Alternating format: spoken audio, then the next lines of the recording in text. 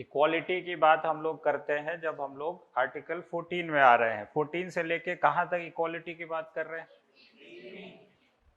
तो right to equality is from article 14 to 18। Right. 14 क्या कह रहा है? Equality before law. 15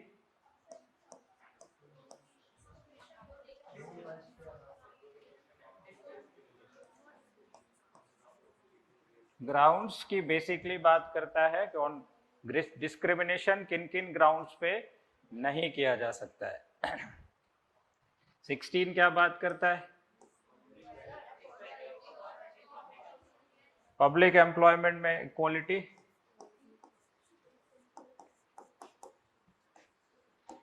17 अभी पढ़ा है या नहीं?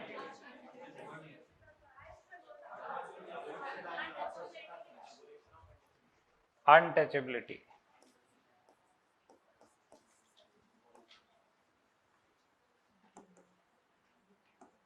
इधर दिखेगा?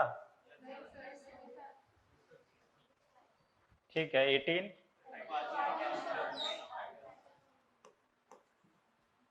क्या? टाइटल्स।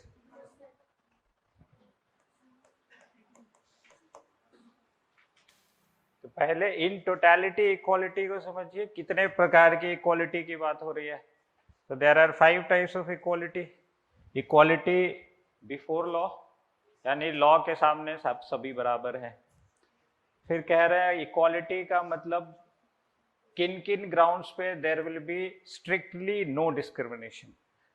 5-6 ग्राउंड लिखे हुए हैं, आपको याद है, मुझे रिपीट करने की जरूरत नहीं है। फिर कह रहे हैं जब पब्लिक एम्प्लॉयमेंट होगा, गवर्नमेंट की सर्विसेज निकलेंगी, उसमें भी हम इक्वालिटी रखेंगे विथ एक्सेप्शंस ऑफ कोर्स। और एक्सेप्शन क्यों रखते हैं? क्योंकि हमको पॉजिटिव डिस्क्रिमिनेशन करने के लिए 15 में ही अलाउ किया हुआ है।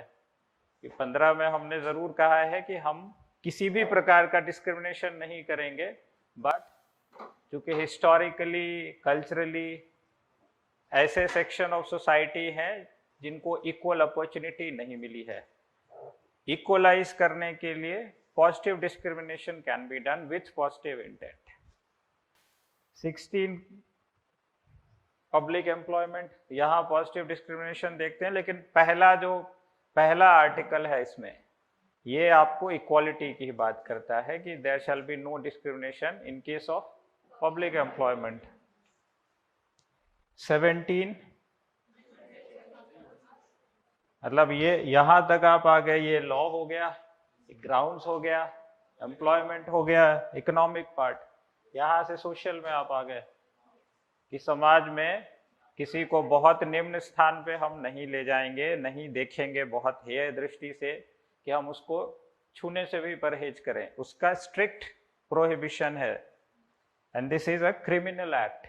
अगर आप ऐसा अनटचेबिलिटी प्रैक्टिस करते हैं तो यू कैन बी बुक्ड, आपके अगेंस्ट एफआईआर हो सकती है, उसके लिए जेल भी जा सकते हैं। सिद्ध हो गया तो जेल में मतलब सजा भी भुगतेंगे उसमें। एंड 18 इज एक, अगर मतलब नीचे की बात कर रहा है तो ऊपर की बात कर रहा है कि किसी को हम इतना ऊंचा दर्जा भी नहीं देंगे कि समाज में एक हायरार्की क्रिएट हो जाए। पहले वो राय बहादुर होते थे, सर की उपाधि दी जाती थी ब्रिटिश इंडिया में, अभी भी दी जाती है ब्रिटेन में। तो नाम के सामने ऐसा सर जोड़ के या राय बहादुर जोड़ के यूज किया जाता था, तो उससे हायरार्की क्रिएट होती थी कि भाई जो सर हैं या जो राय बहादुर हैं, टीचर और स्टूडेंट वाले सर की बात नहीं कर रहा हूँ, ये उपाधि दी जाती थी उस समय। तो ऐसे 5 प्रकार की इक्वालिटी की बात हुई है। उसमें से पहला है लॉ। लॉ में भी 2 पार्ट हो गया आपका। एक equality before law, simple concept कि लॉ के सामने सब बराबर है, यानी any kind of privilege not allowed. ठीक है, कि हर एक आदमी बराबर है। अब उसमें एक्सेप्शन ये दिया है पॉलिटिकल स्टेबिलिटी बनाए रखने के लिए कुछ चीजें, जैसे प्रेसिडेंट को, गवर्नर को, मेंबर ऑफ पार्लियामेंट को, डिप्लोमेट्स को, कुछ चीजें उसमें प्रिविलेजेस दिए हुए हैं ताकि ये जो फंडामेंटल राइट है इसका दुरुपयोग ना हो, कि ये राइट दिखा के ऐसा नहीं कि किसी को भी उठा ले जाए। तो पार्लियामेंट सेशन में है और किसी चीज पे वोटिंग होनी है, संसद सदस्य को यदि डिटेन कर लिया गया, तो उस तरह के प्रिविलेजेस की नीड क्यों है उसका रैशनल भी हमको समझना होता है। तो first part is very simple कि एवरीबडी इज इक्वल, और वहीं से कॉन्सेप्ट आता है आपका रूल ऑफ लॉ का, या रूल ऑफ लॉ से ये कॉन्सेप्ट आता है, that is the original term. Rule of law क्या कहता है?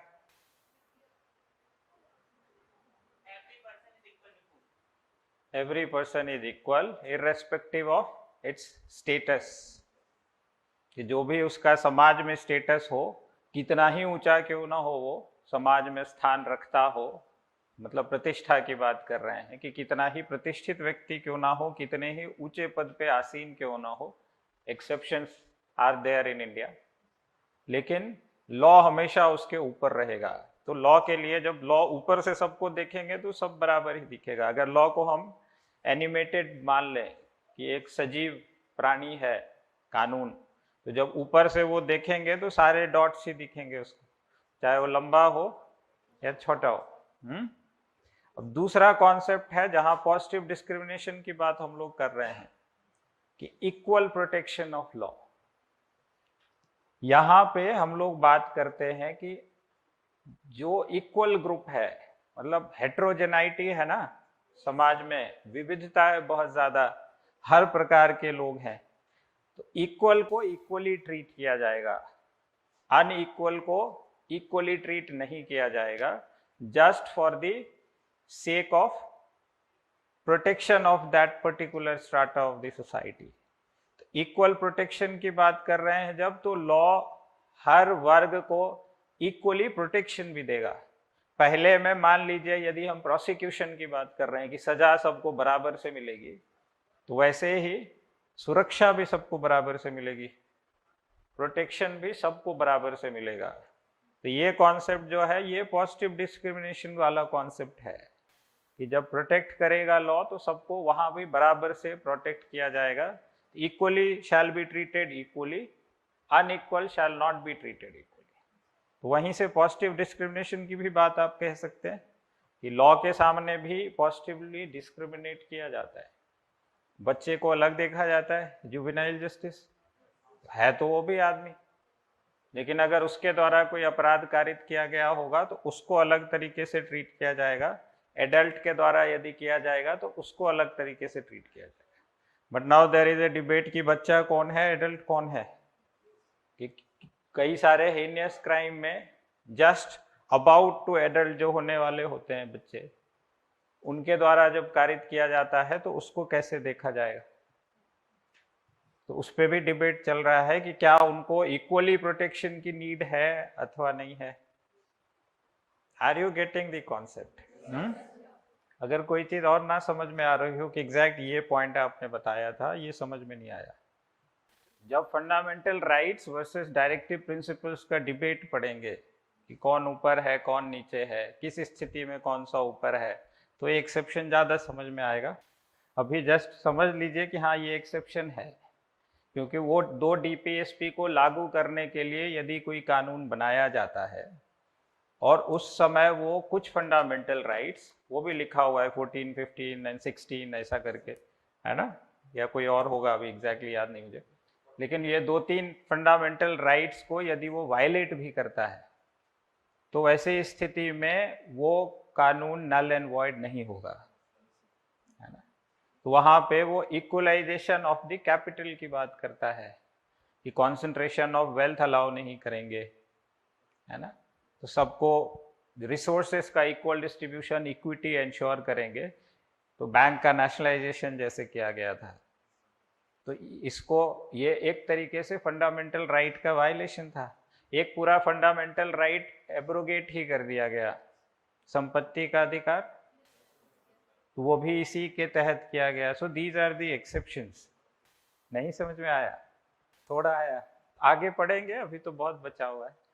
जैसे अभी इक्वालिटी का ही कॉन्सेप्ट चूंकि आपने यहीं तक पढ़ा है, इसके तो आगे मैंने पढ़ाया नहीं, लेकिन जब इन टोटो आप इक्वालिटी को की बात करेंगे, समझना शुरू करेंगे, तो कहाँ से शुरू हो रहा है? लॉ से शुरू हो रहा है, ग्राउंड्स ऑफ डिस्क्रिमिनेशन की बात हो रही है, फिर पब्लिक एम्प्लॉयमेंट में इक्वालिटी की बात हो रही है, फिर सोसाइटी में इक्वालिटी की बात हो रही है। सोसाइटी में इक्वालिटी की बात दो तरीके से हो रही है, एक अनटचेबिलिटी प्रैक्टिस नहीं करेंगे, दूसरे किसी को टाइटल्स देके इतना ऊंचा नहीं उठा देंगे कि सोसाइटी में हायरार्की क्रिएट हो जाए। सो दोनों ही स्थिति में हायरार्की है, जिसको आप जिसके विरुद्ध अनटचेबिलिटी आप प्रैक्टिस कर रहे हैं, अस्पृश्यता कहते हैं, या और क्रूड टर्म में उसको छुआछूत कहते हैं, कि अगर वो प्रैक्टिस करेंगे वो भी हायरार्की क्रिएट कर रही है, कि समाज में किसी को आप बहुत निम्न स्थान पे पहुंचा दे रहे हैं ऐसा प्रैक्टिस करके, कि उसका जीना मुश्किल हो जाए, कि वो जीना ना चाहे व्यक्ति, अगर उसके विरुद्ध लगातार अनटचेबिलिटी प्रैक्टिस हो रही हो।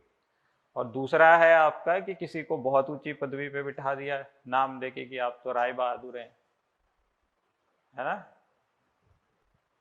सो अनटचेबिलिटी से स्टार्ट कर लेते हैं। और किसी का कोई डाउट है अभी तक? राज्य क्या होता है, क्या परिभाषा है? आप पढ़ो, पहले पढ़ा क्या और क्या समझ में नहीं आया वो समझना जरूरी है, क्योंकि स्टेट का डेफिनेशन तो बहुत सिंपल है। राज्य में सोवरेनिटी, संप्रभुता, क्षेत्र, पॉपुलेशन, और एक चीज है, चौथा पॉइंट भी है, भूल गया मैं, लेकिन ये 3-4 चीजें मिला के राज्य बनता है। उसका एक क्षेत्रफल होना चाहिए, उसकी एक पॉपुलेशन होनी चाहिए, और उसके पास अपनी संप्रभुता होनी चाहिए। There is one more point. ये 4 इंग्रेडिएंट्स मिला के राज्य की परिभाषा बन जाती है। हाँ बताइए क्या पढ़ा? इसको राज्य की परिभाषा में लिखा हुआ है कि राज्य का मतलब यहाँ पे क्या है, इस भाग में वो तो कभी भी कोई अधिनियम बनता है तो सबसे पहले सामने जितने भी टर्म्स हैं उसको परिभाषित किया जाता है कि यहाँ पे राज्य का क्या मतलब है। तो यहाँ राज्य से मतलब गवर्नमेंट है, ठीक है, उसी को एक्सप्लेन किया है। फिर से पढ़िए उसको, धीरे धीरे पढ़िए। कार्यकारी एवं विधायी, कार्यकारी का मतलब समझते हैं? जो एग्जीक्यूट करता है, एग्जीक्यूशन समझते हैं ना, कोई काम करना, काम करना इज एग्जीक्यूशन, क्रियान्वयन। कार्यपालिका, जो कार्य का पालन करे, है ना। चीफ एग्जीक्यूटिव ऑफिसर, मुख्य कार्यपालन अधिकारी, कार्य का जो पालन करे वो संस्था क्या कहलाएगी? कार्यपालिका। तो कार्यपालिका मतलब government of India, government of Madhya Pradesh, ठीक है। तो कार्यकारी। और विधायी, विधायी का मतलब संसद, जो कानून बनाए, विधि को बनाने वाला, विधायी का, ठीक है। 2 टर्म तो यही हो गए। और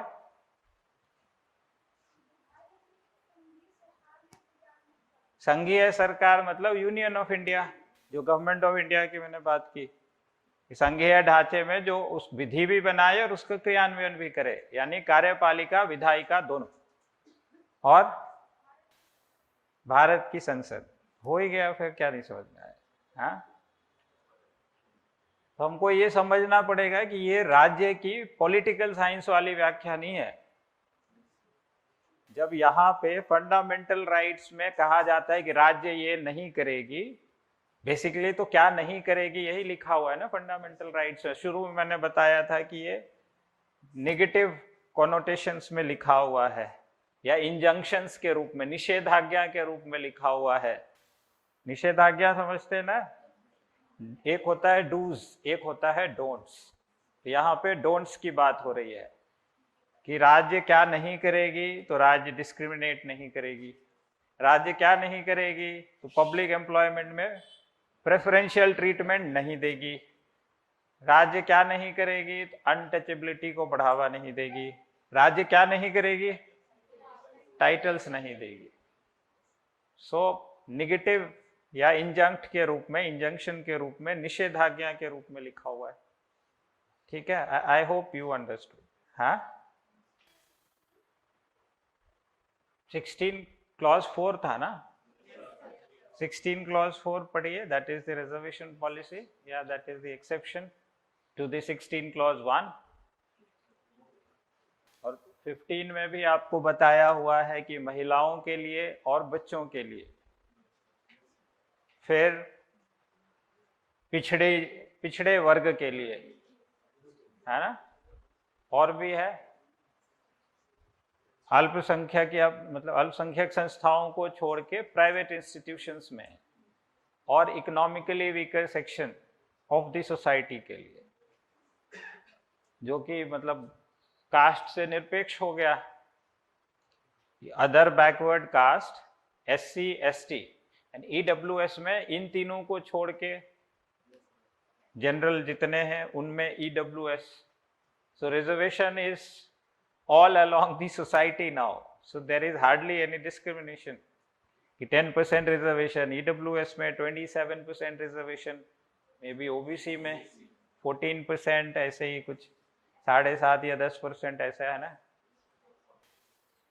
These are the positive discrimination. अगर स्टेट की डेमोग्राफी में जाएंगे कि यूजुअली ये चीजें होती नहीं है, लेकिन जब कास्ट सेंसस या इस तरह की चीजें होंगी तो कितना पॉपुलेशन जनरल का है, कितना पॉपुलेशन OBC है, कितना SC है, कितना ST है, उसी प्रोपोर्शन में इन जनरल रिजर्वेशन दिया जाता है कि भाई अगर आपका मान लीजिए ये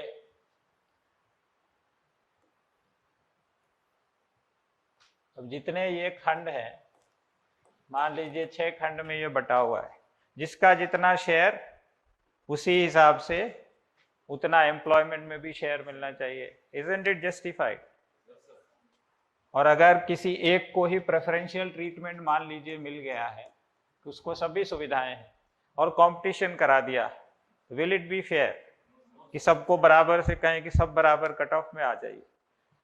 so that is the rational कि हिस्टोरिकली डिस्क्रिमिनेशन रहा है, उस डिस्क्रिमिनेशन को, और वो नेगेटिव टर्म्स में था कि सप्रेशन से, दबाव से, दमन से डिस्क्रिमिनेट किया गया था। तो आज के डेट में बिना दबाव के पॉजिटिव डिस्क्रिमिनेशन किया जा रहा है। जब सब बराबर पे आ जाएंगे, वो इंडेफिनिट टाइम फ्रेम है कि उसका कोई टाइम लिमिट नहीं दिया हुआ है, it is subject to interpretation, surveys and all, मतलब ओनली फ्यूचर में डिसाइड।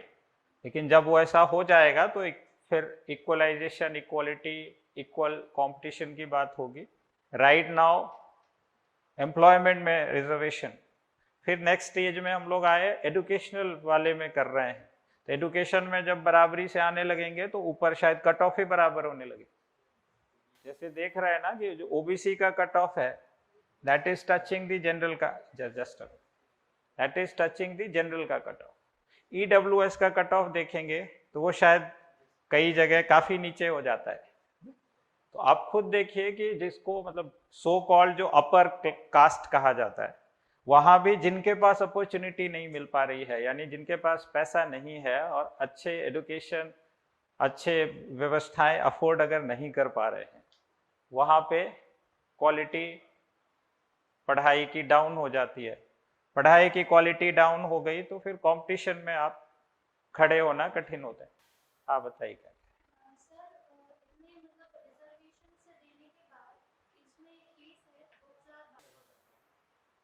दोनों पे निर्भर करता है।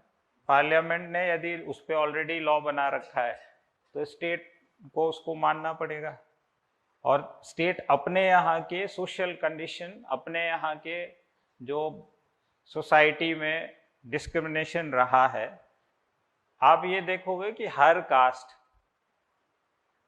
हर राज्य में उसको रिजर्वेशन नहीं मिलता है। जैसे अगर एक मीणा कम्युनिटी है तो राजस्थान में that is treated as scheduled tribe, but in Madhya Pradesh it is treated as OBC में भी, है ना।